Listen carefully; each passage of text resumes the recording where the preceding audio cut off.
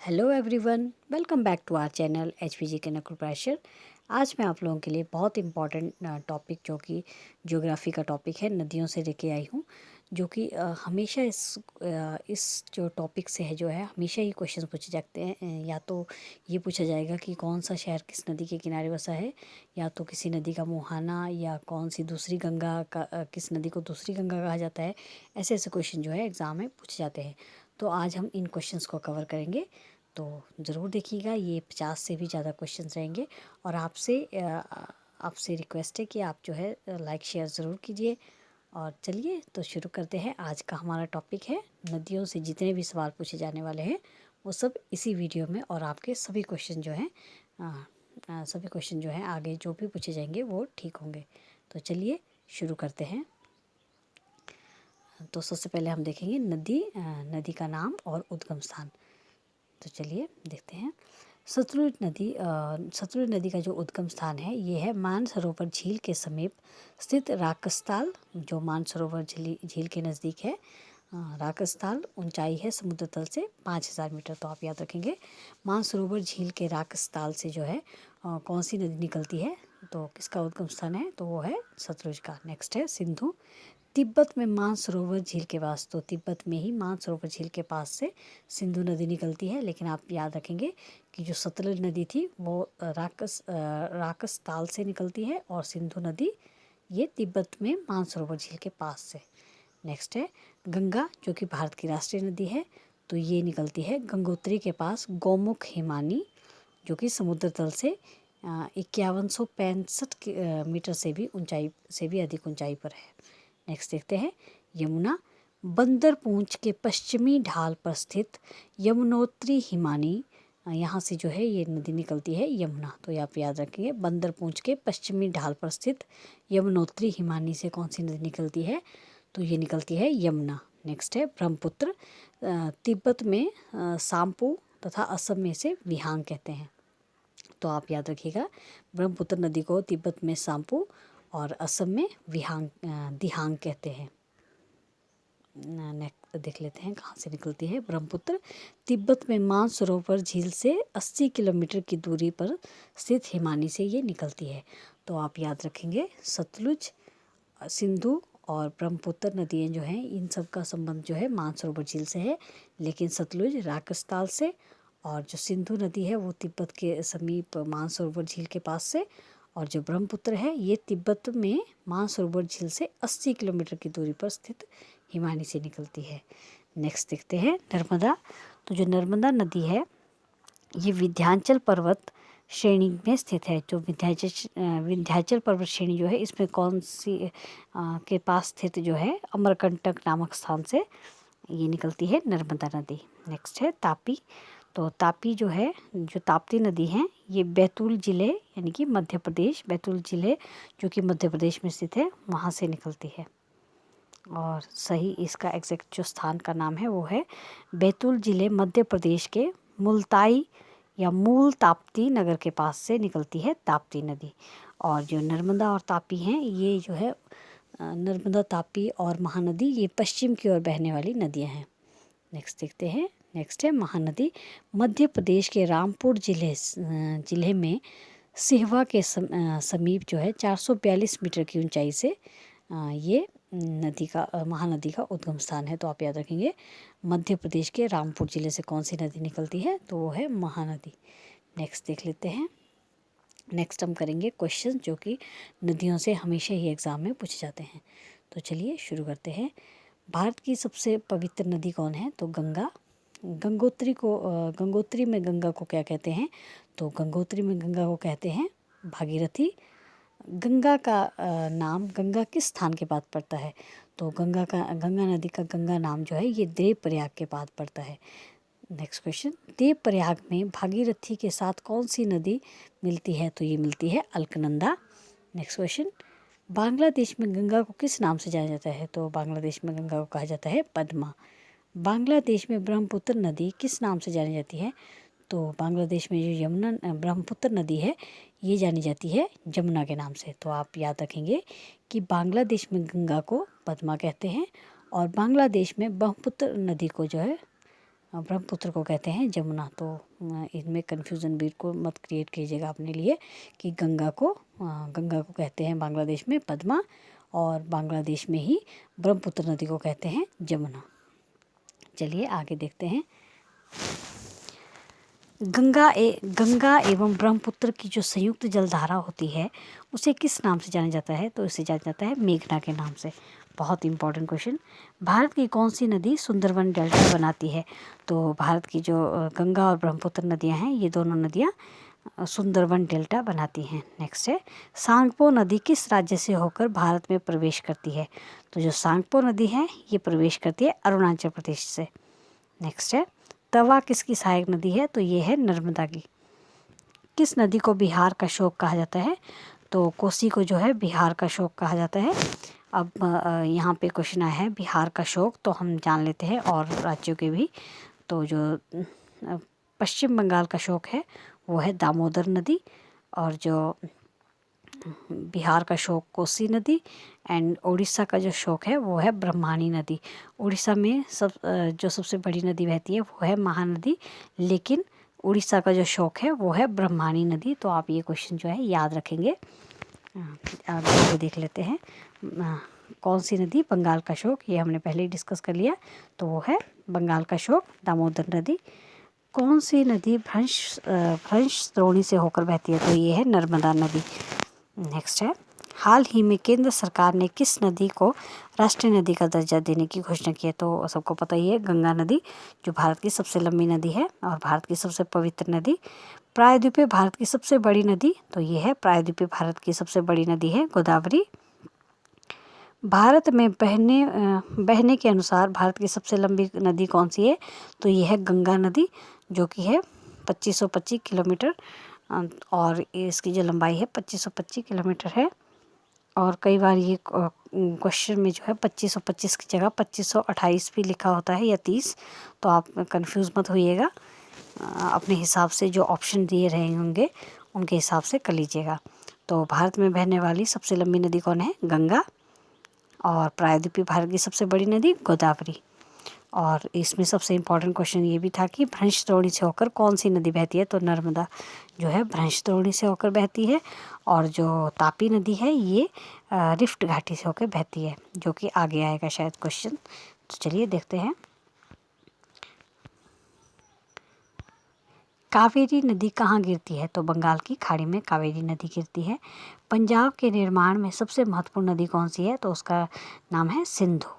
कौन सी नदी पश्चिम की ओर बहती है और अरब सागर में गिरती है? तो जैसा कि मैंने आपको पहले ही बताया है, महानदी माफ़ कीजिएगा, नर्मदा और ताप्ती जो दो नदियां हैं ये पश्चिम की ओर बहती है और अरब सागर में गिरती हैं, और ये दो नदियां जो हैं डेल्टा भी नहीं बनाती हैं। नेक्स्ट है, कौन सी दो नदियों की लंबाई जो है लगभग एक समान है? तो देख लेते हैं। तो जो सिंधु और ब्रह्मपुत्र है इनकी लंबाई लगभग सेम ही है। तो चलिए देखते हैं। सिंधु की है 2880 किलोमीटर, जबकि ब्रह्मपुत्र की है 2900 किलोमीटर। तो आप याद रखेंगे। नेक्स्ट है, कावेरी जल विवाद किन दो राज्यों के बीच है? तो ये बहुत ही इम्पोर्टेंट क्वेश्चन है HP टेट आर्ट्स वालों के लिए। कर्नाटक और तमिलनाडु के बीच जो है कावेरी जल विवाद है, याद रखेंगे। कावेरी जल विवाद कर्नाटक और तमिलनाडु के बीच। किस नदी को बृहद गंगा के नाम से जाना जाता है?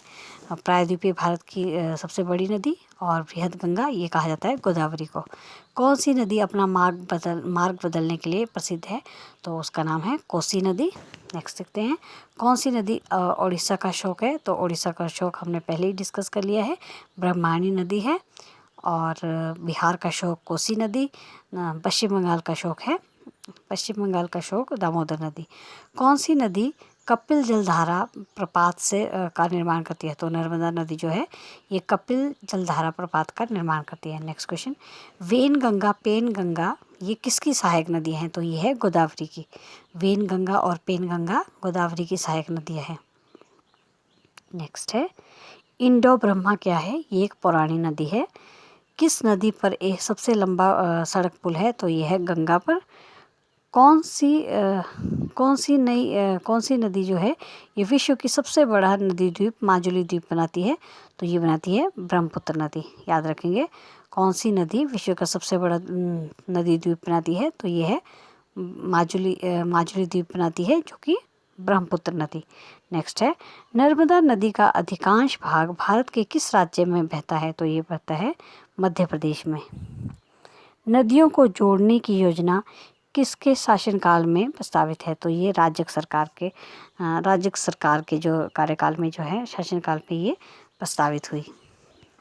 नेक्स्ट देख लेते हैं, कौन सी नदी रिफ्ट घाटी से होकर बहती है? तो ये मैंने आपको पहले ही बता दिया है कि भ्रंश घाटी से होकर बहती है नर्मदा नदी, और जो ताप्ती नदी है वो रिफ्ट घाटी से होकर बहती है। कौन सी नदी पर भारत व पाकिस्तान का जल समझौता हुआ है? तो ये हुआ है सिंधु नदी पर, जो कि कब हुआ है? 1960 में, 1960 में जो है भारत पाकिस्तान सिंधु जल समझौता पर हस्ताक्षर हुए हैं। नेक्स्ट क्वेश्चन देख लेते हैं, सिंधु समझौते के अनुसार भारत सिंधु नदी के कितने प्रतिशत जल का प्रयोग कर सकता है? तो ये है 20% जल का जो है, 20% जल का सिंधु समझौते के अनुसार भारत सिंधु नदी का जल प्रयोग कर सकता है, सिर्फ 20%। प्रायद्वीपीय नदियों का उत्तर से दक्षिण की ओर क्रम क्या है? तो चलिए देखते हैं, प्रायद्वीपीय जो नदियां हैं उनका उत्तर से दक्षिण की ओर बहने का क्रम क्या है? तो महानदी, महानदी, गोदावरी, कृष्णा, पेनार, कावेरी और बेगाई। एक बार फिर से देख लेते हैं, प्रायद्वीपीय नदियों का उत्तर से दक्षिण की ओर, यानी कि उत्तर से दक्षिण की ओर जो बह रही हैं, उसका क्रम देखेंगे, महानदी, गोदावरी, कृष्णा, पेनार, कावेरी और वेगाई। नेक्स्ट देखते हैं, कौन सी नदी भारत के केवल जम्मू कश्मीर राज्य से होकर बहती है? तो जो सिंधु नदी है ये भारत के केवल जम्मू कश्मीर से होकर बहती है। नेक्स्ट है, पंचगंगा एवं दूधगंगा किसकी सहायक नदियाँ है? तो ये है कृष्णा नदी की। पंचगंगा और दूधगंगा कृष्णा नदी की सहायक नदियाँ है। दामोदर नदी कहाँ से निकलती है? तो ये निकलती है आपकी छोटा नागपुर के पठार से।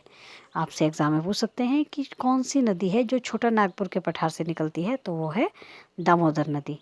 नेक्स्ट है, दक्षिणी भारत में पठारी प्रदेशों को कौन सी नदी 2 भागों में विभाजित करती है? फिर से देखेंगे क्वेश्चन, दक्षिण भारत के पठारी प्रदेशों को कौन सी नदी 2 भागों में विभाजित करती है?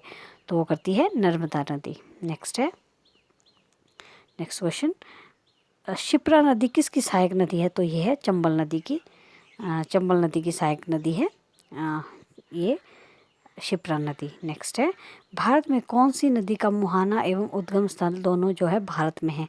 मुहाना भी यहीं पे है और उद्गम स्थल भी यहीं पे है, यानी कि भारत में है। तो ये है गोदावरी नदी, और ये एकमात्र नदी है। नेत्रावती नदी किस दिशा में बहती है? तो जो नेत्रावती नदी है ये दक्षिण की ओर बहती है। नेक्स्ट क्वेश्चन, किस नदी के किनारे प्रसिद्ध महाकालेश्वर मंदिर है? तो जो शिप्रा नदी के किनारे जो है महाकालेश्वर मंदिर है, और जो नासिक से गोदावरी नदी निकलती है वहाँ पे त्र्यंबकेश्वर ज्योतिर्लिंग अवस्थित है। नेक्स्ट देख लेते हैं, विश्व का सबसे बड़ा डेल्टा किन नदियों द्वारा निर्मित होता है? तो ये होता है गंगा और ब्रह्मपुत्र द्वारा, और उसका नाम है सुंदरवन डेल्टा। और डेल्टा का जो आकार होता है ये होता है त्रिभुजाकार। और कौन सी 2 नदियां हैं जो डेल्टा नहीं बनाती हैं? उनका नाम है नर्मदा और ताप्ती। आई होप आपको ये वीडियो अच्छी लग रही होगी, और अगर अच्छी लग रही है तो प्लीज़ एक लाइक और शेयर ज़रूर कीजिएगा, और कमेंट में भी ज़रूर बताइएगा कि आपको वीडियो कैसी लगी। किस स्थान पर भागीरथी और अलकनंदा मिलकर गंगा का निर्माण करती है? तो ये है देवप्रयाग। नेक्स्ट क्वेश्चन, अरावली पर्वत श्रृंखला किस नदी प्रणाली से विभाजित होती है? तो जो अरावली पर्वत श्रृंखला है ये चंबल एवं साबरमती से नदी प्रणाली से जो है विभाजित होती है। नेक्स्ट है, लूनी कहाँ गिरती है? तो ये कच्छ के रण में ही गिरती है। नेक्स्ट है, तिब्बत में मानसरोवर झील के पास कौन सी नदियाँ निकलती है? तो हमने पहले ही देख लिया है, सतलुज, सिंधु और जो ब्रह्मपुत्र है ये तिब्बत के मानसरोवर झील के पास से निकलने वाली नदियाँ हैं। कौन सी मुख्य प्रायद्वीपीय नदियाँ डेल्टा का निर्माण नहीं करती हैं? तो नर्मदा और तापी, ये हम भी पहले ही डिस्कस कर चुके हैं, और नर्मदा और ताप्ती जो है ये पश्चिम की ओर बहने वाली नदियाँ हैं। किस नदी को दूसरी गंगा के नाम से जाना जाता है? तो यहाँ पे पूछा गया है कि दूसरी गंगा कौन सी है, तो वो है कावेरी। कंफ्यूज नहीं होना है गोदावरी और कावेरी में। यहाँ पूछा गया है दूसरी गंगा, तो वो है कावेरी। अगर आपसे पूछा जाए प्रायद्वीपीय भारत की सबसे बड़ी नदी, तो वो आएगा गोदावरी।